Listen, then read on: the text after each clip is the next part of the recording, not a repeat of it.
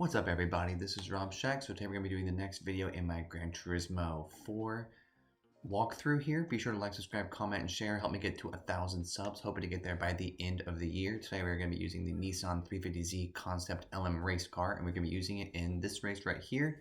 This is the All Japan GT Championship. We're actually almost done with the entire Japan series, which is kind of cool. Kind of wasn't going for that, and it just kind of happened. So I'm like, all right, well, we're here. Also, couldn't afford, because I'm playing through this game winning using every single prize car, I actually couldn't afford any tune-ups for this car, because I only want to get the level 4, there's no reason to get the level 3 tune-up for, oh yeah, the Excavani and the Motul Pittsburgh C are both really good. But yeah, what I want to do is get some good cars here. I couldn't afford the level 4 turbo tune-up for this car because it costs $90,000 credits and I have 80. So I just bought NOS and then I'll just use it selectively. Should be fine, right? Should be fine.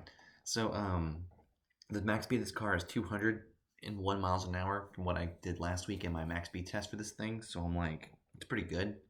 But I'll use NOS selectively, probably try to win some races.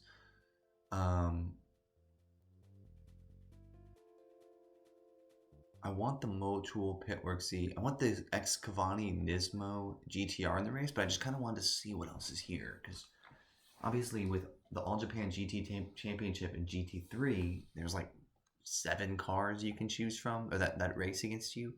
But here we've got a lot more, so it's kind of cool. And I don't think it counts as losses to be abandoning all the race. I don't think that counts as a loss. I'm pretty sure it doesn't. So hopefully it doesn't. I don't know.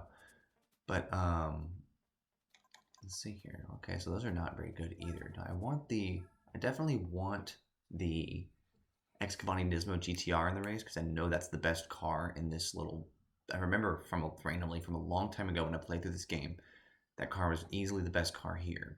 So I'm basically just trying to restart it some just to kind of see what happens, because sometimes in these games there's a car that can be a better challenge, or maybe a potential AI fail that didn't spawn in first. So then I'm like, all right, well, we're going to do this thing over again and see if we get some better cars here. So this one seems pretty good. We got some, one of my favorite cars, the Ray Rig there. There's the Loctite, a bunch of GTRs, and then a Supra. Okay, this will be it.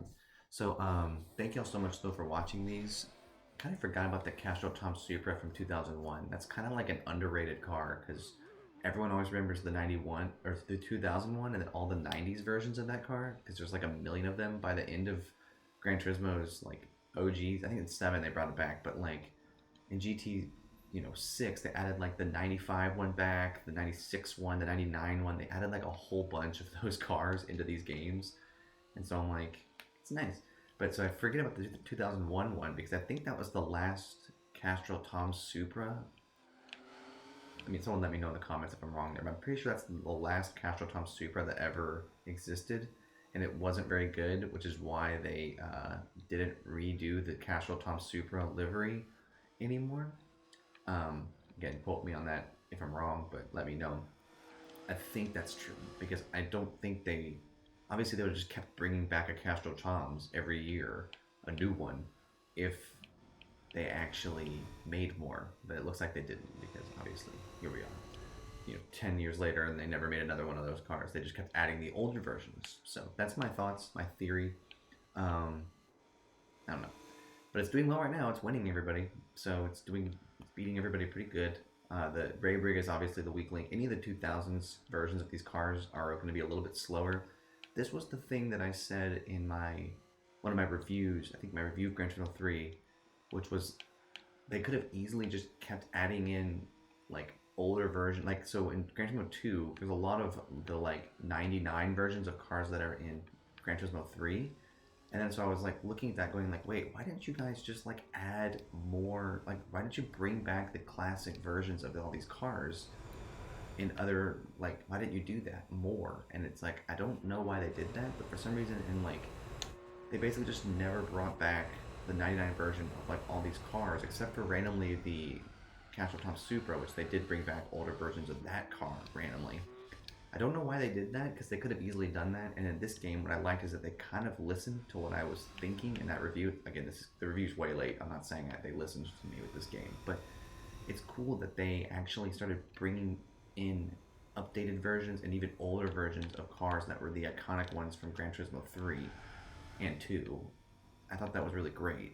So again, I wonder why they did that. It would have been so easy for Gran Turismo 2's versions of like the Ray Brig, the Castrol Mugen.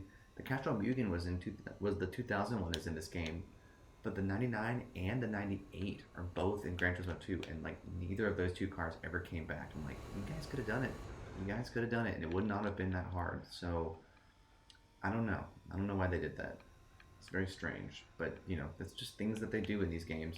I'm not going to be one to argue with Polyphony about their mottos for why they do their games here, but that was something I thought was always kind of weird, was they like totally had the opportunity to easily duplicate cars, especially in GT3, but like not duplicate, like be boring about it, but like obviously like slightly modify everything, all the specs for the 2000 version, make it slightly slower for the 299 version, because that's kind of the assumption, is that they would make the car a little bit better every time.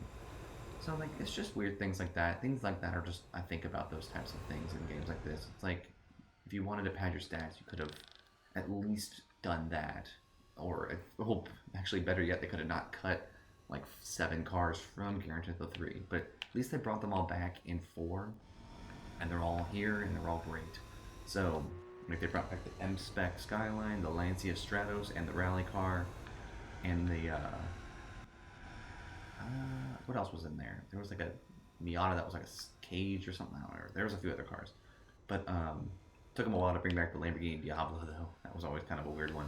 Kind of can see that there's licensing issues for days on that one. I mean, they had a McLaren, but it was a BMW, so like they could get away with that.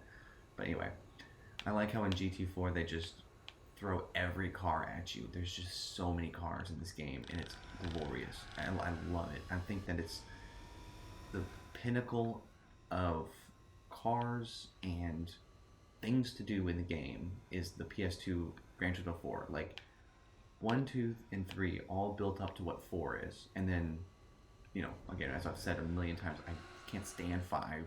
5 is a terrible game, and they just ruined everything about 4 and 5.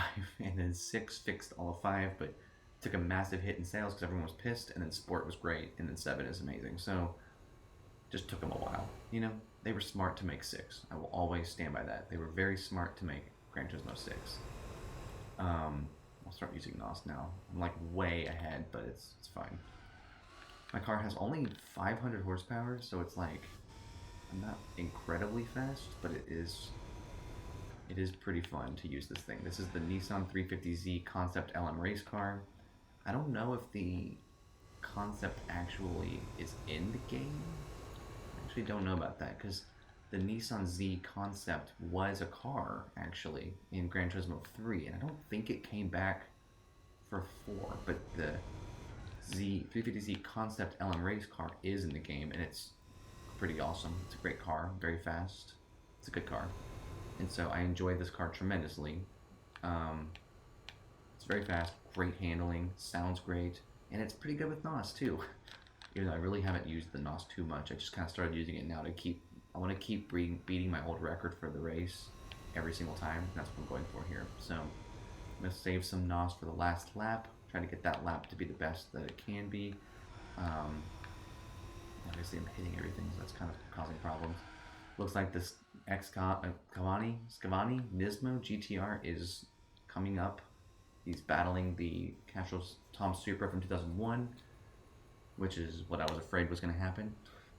It's fine. I'm not like super worried. Again, if the Scavani, I'll mess up the Nismo if they do that dumb thing where they like mess up the spawns. Sometimes they like switch all the placements of the cars to match, to better like make the race difficult for the player. I don't like that, because it'll ruin. It's like they knew that AIs couldn't pass in this game, so they're like, all right, what we'll do is just change the AI lineup every time.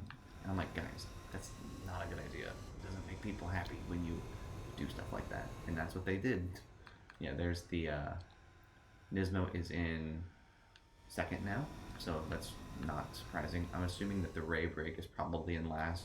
You know, they obviously the cars that were from the old games should not be the ones that should be winning all these races. It'd be really weird if the updated JGTC cars that are in this game would still lose to the Castrol Tom Supra from 2000 or whatever. So if I wouldn't be surprised if they're ordered basically on the rate that they were made. That kind of wouldn't surprise me at all. We'll see though. We'll see. So it's a good time though. This is just so much fun to play through this game as I just bounce off all the walls, which I shouldn't be doing. Trying to still beat my old time here. I don't know if I'll be able to do with this one, but we'll see. I feel like they're a little bit generous on the like when you should brake thing, and it's pretty.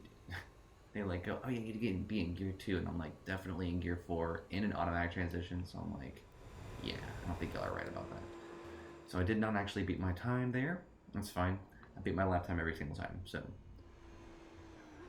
and as I suspected,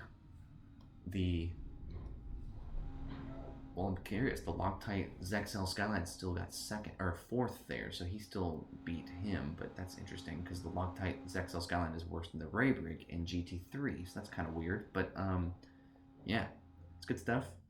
Very fun. I will let the replay go. I won't talk during this, so thank y'all for watching.